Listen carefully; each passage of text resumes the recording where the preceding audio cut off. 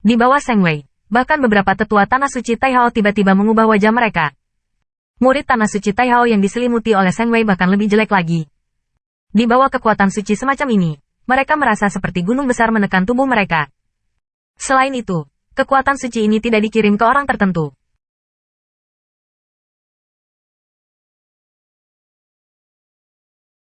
Kalau tidak, saya khawatir mereka ingin bergerak, bahkan bernapas sangat sulit.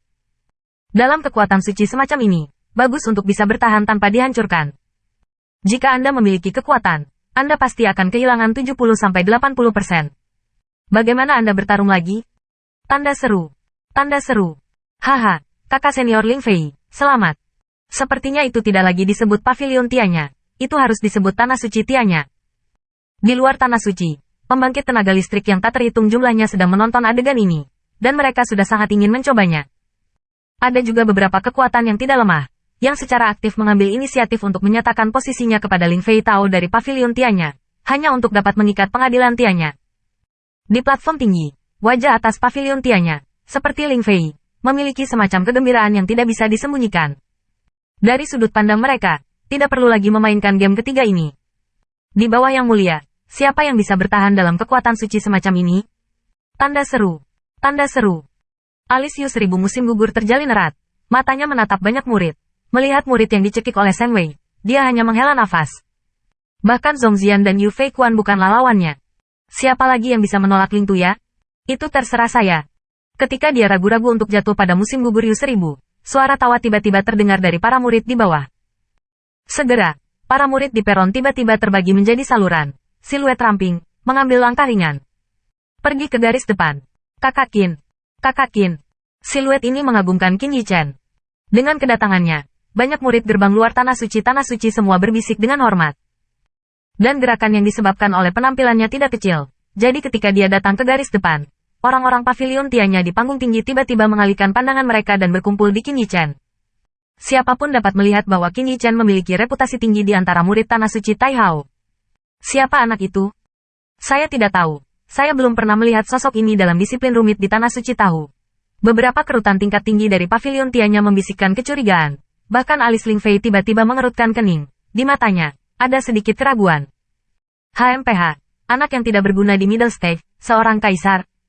Ling Tuya dicibir, dan tatapannya hanya sekilas ke arah Qin Yichen, dan dia menutupnya kembali. Ada tebing Ling Tu di generasi muda Tanah Suci di Taihao. Saya rasa tidak ada yang bisa bersaing dengan mereka. Itu juga benar. Bocah tingkat menengah itu, seorang kaisar, benar-benar bukan masalah. Setelah banyak melihatnya, banyak eksekutif Pavilion Tianya tertawa terbahak-bahak.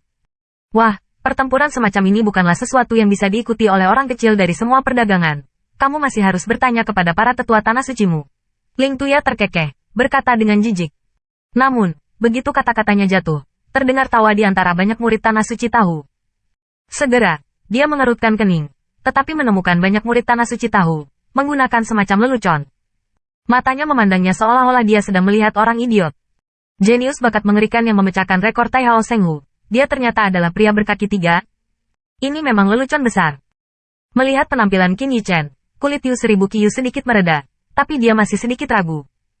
Meskipun dia juga tahu bahwa di Danau Suci Taihao, Qin Yichen telah menyerap cahaya kemasan 100 penyempurnaan di Danau Suci. Tetapi bagaimanapun juga, dia hanyalah seorang murid dari tingkat menengah. Hal terpenting bagi Yu Seribu Qiyu adalah pencapaian Qin Yichen dalam menyempurnakan resep pil. Oleh karena itu, dia paling ingin melindunginya, bukan saat ini, di depan kekuatan yang tak terhitung jumlahnya. Benar-benar jangan biarkan dia pergi. Dan tepat ketika Dewa Suci Tai Lord ragu-ragu, jeritan keras tiba-tiba pecah. Segera, itu adalah ekspresi kecemasan saat melihat dua master pil kelas surga di Tanah Suci Zhao Tian, dan bergegas. Lang Changsan. Itu, Qiyu Yanyu. Kenapa mereka berdua ada di sini? Ketika saya melihat kedua lelaki tua ini, orang-orang di Pavilion Tianya mengerutkan kening. Selain pembentukan Tanah Suci di Taihao, banyak pembangkit tenaga listrik juga mempersempit leher mereka.